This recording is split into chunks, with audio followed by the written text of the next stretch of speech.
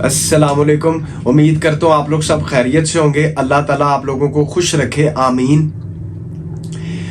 मुस्लिम personal law की series चल रही है।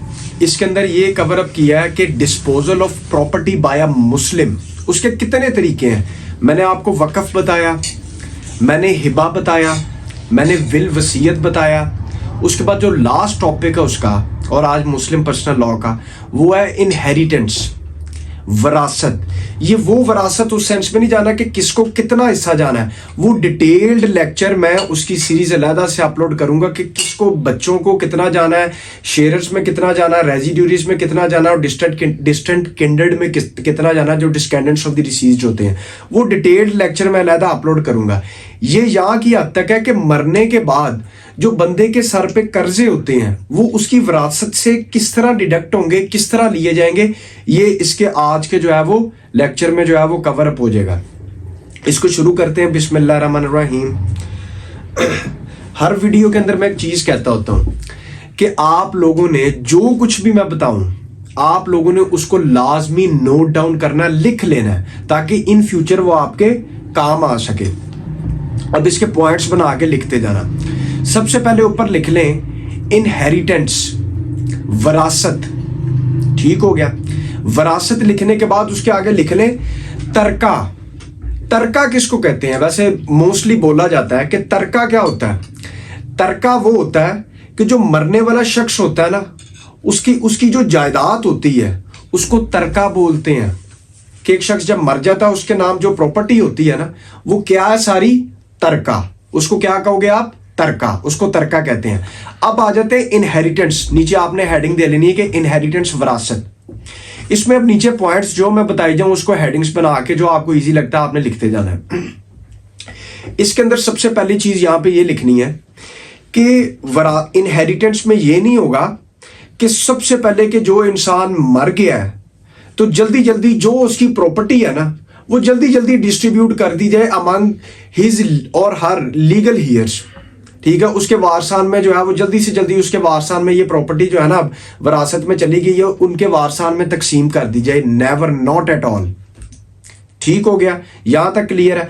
उसकी कुछ चीजें हैं, उनकी कुछ कंडीशंस हैं, उसके बाद वो प्रॉपर्टी विरासत में डिस्ट्रीब्यूट होगी। उससे पहले डिस्ट्रीब्यूट वो नहीं होगी। वो कंडीशंस आपने कैसे पूरी करनी है? नंबर 1 पहला पॉइंट यहां पे लिखें। पहला यहां पे पॉइंट लिखें कि funeral and burial. Funeral and burial के आगे लिख लें कफन और दफन। इसमें यह आ जाता है कि जो मरने वाला शख्स होता है ना, जो मर गया बंदा, उसके बाद उसके कफन और दफन का खर्चा सबसे पहले निकाला जाएगा उसकी विरासत से। सबसे पहले जो शख्स मर गया है उसका जो कफन है, उसका जो दफन करने का जो भी खर्चा आएगा, जो भी एक्सपेंसेस आएंगे, वो उसकी जो इनहेरिटेंस होगी, वरासत होगी, उसके अंदर से डिडक्ट किया जाएगा, उसके अंदर से उसकी कटौती की जाएगी, वहां से लिया जाएगा। ये पहली कंडीशन पूरी करनी है। उसके बाद दूसरे पे चले जाएं। दूसरे पॉइंट पे, दूसरे पॉइंट पे ये कहता है कि डेप्ट and Dawar. Dept and Dawar, कर्जा और हक महर। इससे मुराद ये है कि जो शख्स मर गया, सबसे पहले अगर उसने किसी से कर्जा लिया है, वो कर्जा उसका अदा किया जाएगा। और वो कहां से अदा किया जाएगा? उसकी विरासत जो होगी, वो छोड़ के गया जो जायदाद, वहां से वो उससे कर्जा वहां से लेके उसकी अमाउंट को अदा किया जाएगा, जिस भी शख्स से उसने कर्जा लिया होगा। ठीक हो गया। दूसरे नंबर पे आया था हक महर। हक महर ये है कि अगर उसने अपनी जिंदगी में या मरने के बाद जो हक महर होता है वो उसने नहीं दिया, तो वो जो हक महर की अमाउंट होगी वो कर्जे की सूरत में उसकी वाइफ को दी जाएगी। उसकी वाइफ को दी जाएगी, वो उसकी विरासत से ही दी जाएगी। ठीक हो गया। ये कर्जे की सूरत में दी जाएगी। यहां तक पॉइंट क्लियर है। उसके बाद ये आ जाता है कि अगर उसने, कोई मरने वाले ने विल की है, वसीयत की है, तो क्या होगा? मरने वाले ने जो विल की, वसीयत की है, वो मैंने आपको पीछे भी बताया था 1/3, 1/3 से ज्यादा नहीं कर सकता। 1/3 जो भी वसीयत की है उसकी जो भी अमाउंट होगी वो भी पहले उसकी विरासत से ली जाएगी। फिर उसके बाद फिर उसके बाद जो भी बचेगी विरासत, जो भी जायदाद बचेगी, फिर वो डिस्ट्रीब्यूट होगी उसके वारसान में। यहां तक पॉइंट क्लियर है? यहां तक ये है कि फिर उसके बाद अगला पॉइंट यहां पे लिख ले कि इनहेरिटेंस पार्टीशन, यानी कि जो ऊपर चीजें बताई हैं कौन कौन सी, कफन और दफन का खर्चा मरने वाले के जो मर गया, कफन और दफन का खर्चा उसकी विरासत से लिया जाएगा। अगर उसने किसी से कर्जा लिया या हकमार देना, उसकी विरासत से लिया जाएगा। अगर वो विल कर गया, वसीयत कर गया, उसकी अमाउंट देनी है या कुछ भी है, उसकी विरासत से लिया जाएगा। फिर उसके बाद जाके जो प्रॉपर्टी बचेगी वो उसके वारसान में डिस्ट्रीब्यूट होगी, वो उसके लीगल हीयर्स में डिस्ट्रीब्यूट की जाएगी। ये प्रोसीजर है इसका। ये है disposal of property bye a Muslim by way of inheritance, विरासत के जरिए।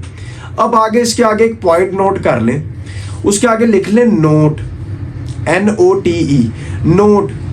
नोट के आगे लिख लें कि अगर कोई वारसान, मरने वाले के वारस या कोई भी बंदा कफन दफन का कर्जा, हकमैर या कुछ भी ऐसा एक्सपेंसेस वो खुद से अदा कर देता है, तो फिर उसकी विरासत, मरने वाले की विरासत को छेड़ा नहीं जाएगा। यानी मरने वाले की औलाद कह देती है कि हम इसका कर्जा उतार देते हैं, हम कफन दफन का खर्चा करते हैं, जो मोस्टली होता है, तो वो जो विरासत होगी फिर वहां से डिडक्ट नहीं होगा। विरासत वैसी की वैसी, उसकी जायदाद वैसी की वैसी पड़ी रहेगी। फिर वो वहां से जो है वो उसके वारसान उसकी अगर कर रहे हैं खर्चा, ठीक है, तो इस सेंस में वही खर्चा जो है वो लगेगा और वही खर्चा उस चीज के ऊपर आएगा। बाकी विरासत उसकी वैसी की वैसी, जायदाद उसकी वैसी की वैसी पड़ी है। लेकिन अगर वो खर्चा नहीं करते, कफन दफन का भी नहीं करते, डेप्ट एंड डावर का भी नहीं करते, कोई विल है, कोई अमाउंट है, किसी को कर्जा देना, वो उसके अपने पैसों से नहीं करते उसके वारसान, तो फिर क्या हल है? फिर वही हल है कि जो मरने वाले की जायदाद होगी वहां से उससे वो सारी चीजें लेके पहले वो अदा किया जाएगा, फिर उसके बाद वारसान में वो प्रॉपर्टी डिस्ट्रीब्यूट होगी। ये था आज का कंप्लीट वीडियो का लेक्चर। बाकी नेक्स्ट के अंदर जो है वो नेक्स्ट एक्ट शुरू करेंगे। लिमिटेशन एक्ट हो गया, गार्डियन एंड वार्ड्स एक्ट हो गया, रजिस्ट्रेशन एक्ट हो गया, ट्रांसफर ऑफ प्रॉपर्टी एक्ट हो गया, ये सारी चीजें, लॉ ऑफ इनहेरिटेंस हो गया। फिर इसको सीरीज वाइज जो है वो लेके चलेंगे और एक एक सेक्शन जो है वो मैं बताऊंगा और इंशाल्लाह जो है वो आपको क्लियर करने की पूरी कोशिश करूंगा। बाकी दुआओं में याद रखिएगा। Thank you very much. Allah Hafiz.